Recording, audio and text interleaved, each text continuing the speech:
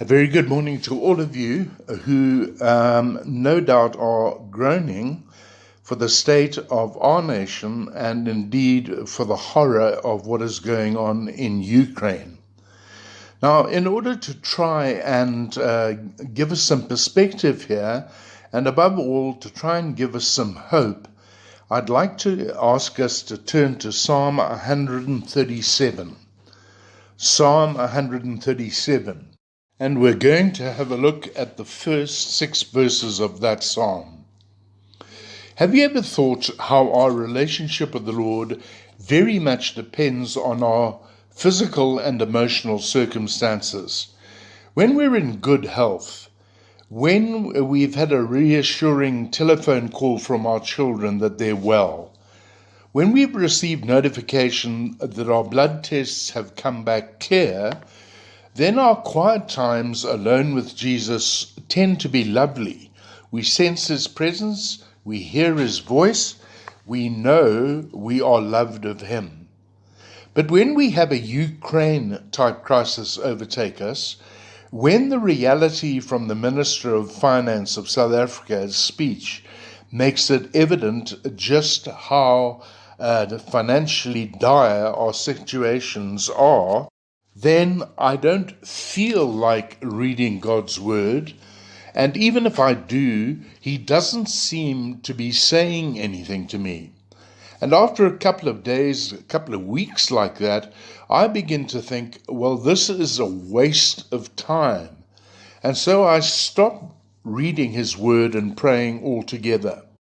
Now, I'm absolutely certain that there are many of us here today and listening to this who, because we aren't feeling well as a result of physical or emotional or psychological circumstances, have reached the place of just going through the motions with God.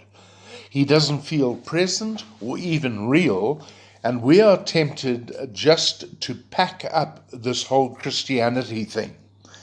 And if that is us today, then Psalm 137 and the first 6 verses has a word of encouragement for us, since what these verses talk about is loving the Lord while living in darkness.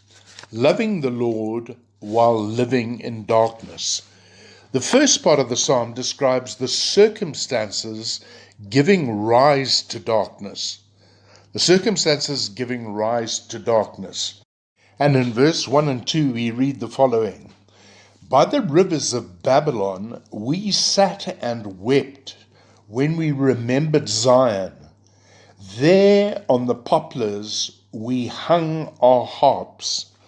The historical context of this psalm relates to a time when the southern half of Israel, Judah, had finally been defeated by the Babylonians and taken off into exile in the year 587 BC. Although Jerusalem had been initially captured 10 years previously by the Babylonians, and the king of the time, Jehoiakim, together with the upper echelons of society taken into captivity, Judah was still ruled by King Zedekiah as a vassal of the Babylonians. In 589 BC, however, Zedekiah did a very foolish thing.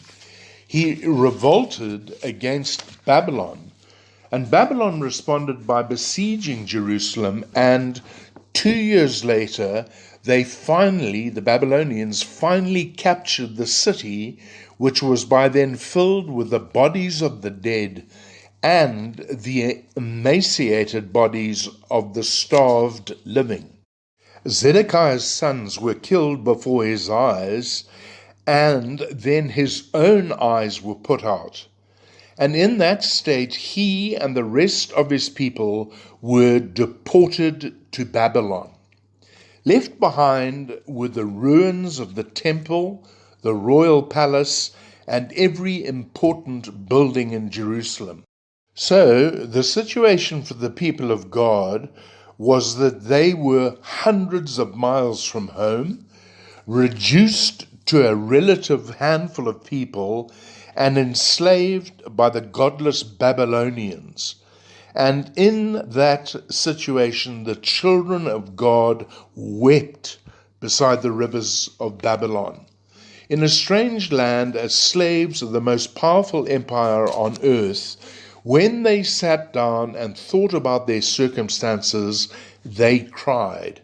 And they cried all the more when they remembered Zion, when they remembered their own land, their capital city, and its magnificent temple, to which they would go to meet with the living God.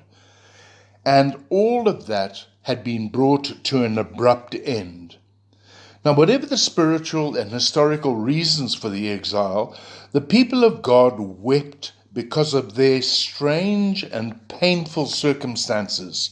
They were in deep spiritual darkness, as I have no doubt many are today.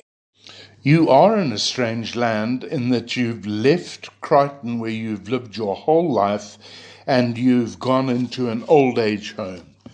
You no longer have your children with you, and they are away at university or they are overseas. You are growing older and more lonely. Your health is failing, and so you are weeping. And all the more when you remembered what it used to be like. The world was a simpler, more secure place. Your growing family was around you. You were well employed and in good health, but that was then and this is now. More than that, the weeping seems to increase when we remember the lost opportunities, the wasted time, the poor choices that we made in the past, which seem to be impacting heavily on us now. These circumstances and memories are circumstances which bring darkness into our lives, our souls. Pain has moved into our heart. Tears are in our eyes. Despair is in our souls. Now, as Christians, we are certainly not exempt from such things, and we need to face the fact that all that's happening to us by way of an emotional response is quite normal. In fact, Jesus clearly taught that we were to expect these things and many others, painful circumstances. John 16:33 says, "In this world you will have trouble."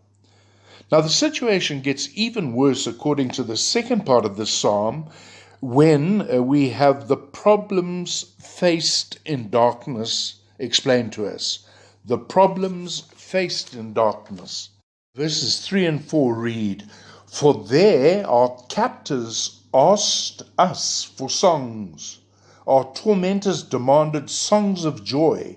They said, 'Sing us one of the songs of Zion.'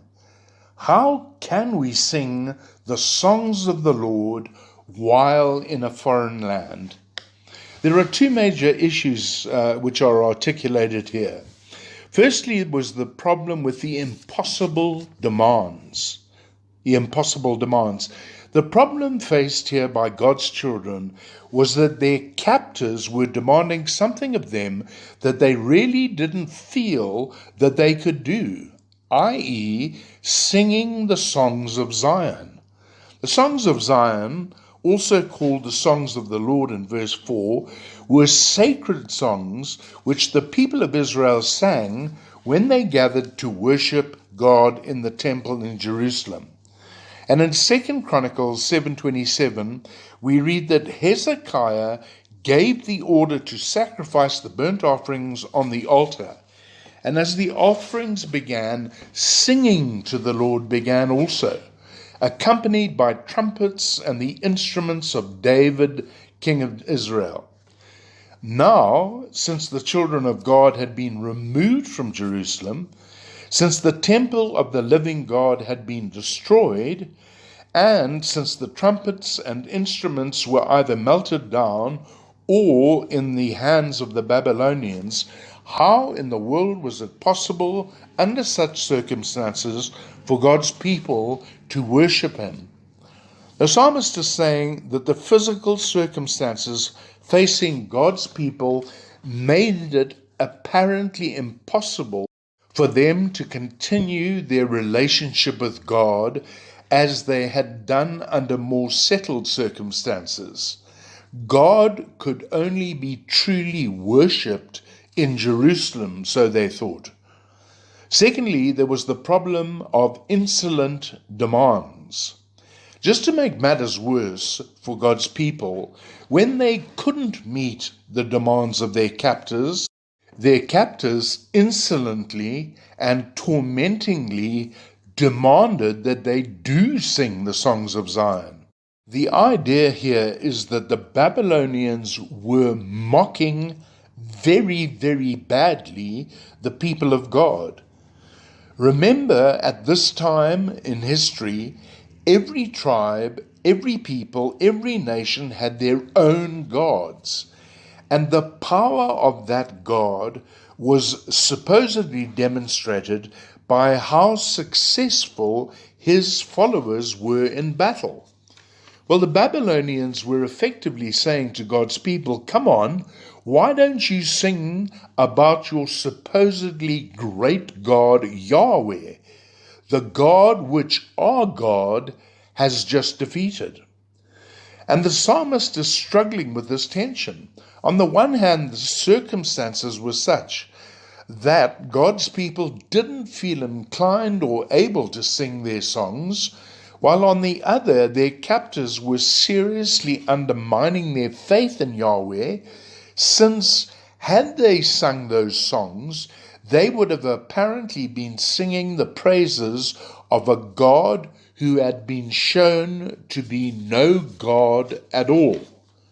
And so the psalmist's exasperation: how can we sing the songs of Yahweh in a foreign land?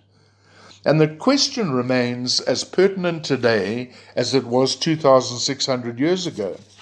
When our circumstances are such that we feel unable and unwilling to continue with our relationship with God, since he feels 1,000 miles away, and when those very circumstances seem to mock us by asking us, where is this God of yours?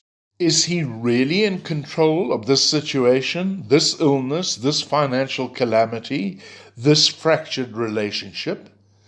Then we struggle too with the question, how can we sing the songs of the Lord? In other words, how can we continuing in him? How can we go on believing in the light when all around us there is cloying darkness?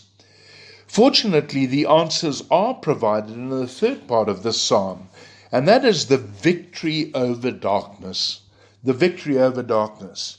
Verses 5 and 6 tell us, if I forget you, O Jerusalem, may my right hand forget its skills.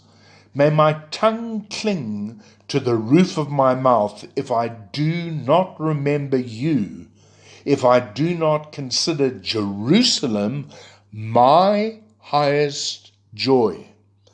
In the agony of his suffering and dilemma, as he battles to adjust to changed circumstances, and as he struggles to come to terms with God's apparent absence or impotence, the psalmist suddenly sees the victory, the truth. He realizes in a flash of revelation that despite the severity of his present sufferings, despite the apparent absence of God, that this is not his permanent lot, and that this is not his permanent home. Jerusalem is. Jerusalem, for the psalmist and for all Jews in captivity, was way more than just their capital city. Jerusalem was where Mount Zion was, and Mount Zion was home to the God of all creation.